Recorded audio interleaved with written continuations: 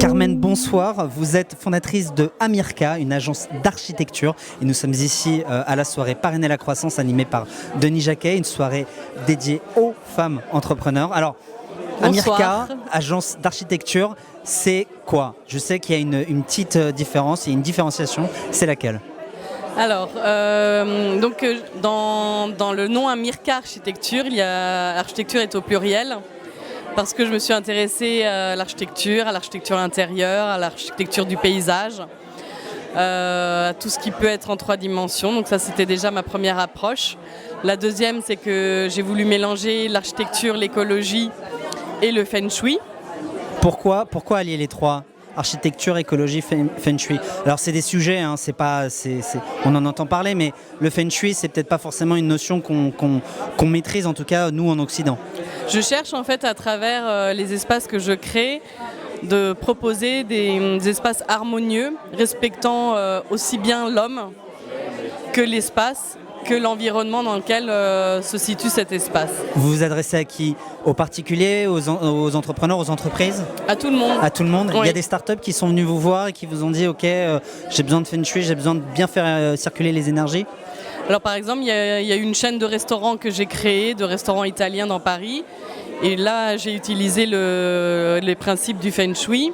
Donc au début, même s'ils ne comprenaient pas eux-mêmes vraiment les enjeux, très très vite, ils ont compris et ils ont pu observer qu'ils se sentaient bien dans l'espace, qu'au niveau du chiffre d'affaires, ça avait tout de suite été assez fort. Il y a des particuliers que j'ai pu aider vraiment dans des problématiques sérieuses. Alors attendez, je vous pose tout de suite la question. Je suis un entrepreneur, j'ai une start-up. Bon, on va dire qu'il y a 2 grandes salles, c'est de l'open space. S'il y a quelque chose à faire ou quelque chose à surtout ne pas faire, ce serait quoi? Alors on peut pas dire ça de façon générale, Bien sûr. parce que chaque espace en fait va avoir des orientations nord, sud, est, ouest. Donc je suis obligée d'aller déjà dans l'espace et de pouvoir voir. Bien sûr, mais s'il y avait une méthodologie ou en tout cas une façon d'appréhender la question du feng shui, est-ce qu'on pourrait peut-être déjà dire quelque chose? C'est difficile, même si ça reste très général, on comprend hein, évidemment. Alors on va dire un des principes, c'est que chaque zone, le sud, l'est, l'ouest, va correspondre à un domaine de la vie. Donc il y en a, l'est, ça va être la santé, la famille. Le sud, ça va être la carrière.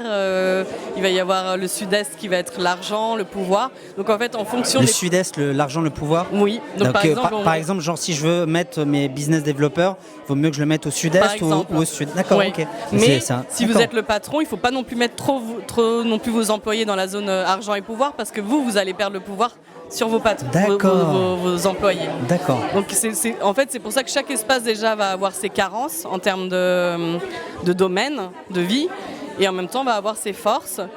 Donc à chaque fois, c'est comme si on ausculte un médecin ausculte un corps. Pour moi, l'acupuncture du corps, ça s'applique pareil de la même façon dans le feng shui, c'est-à-dire que le feng shui, c'est comme une sorte d'acupuncture de l'espace. Alors une sorte d'acupuncture de l'espace, ce sera le mot de la fin.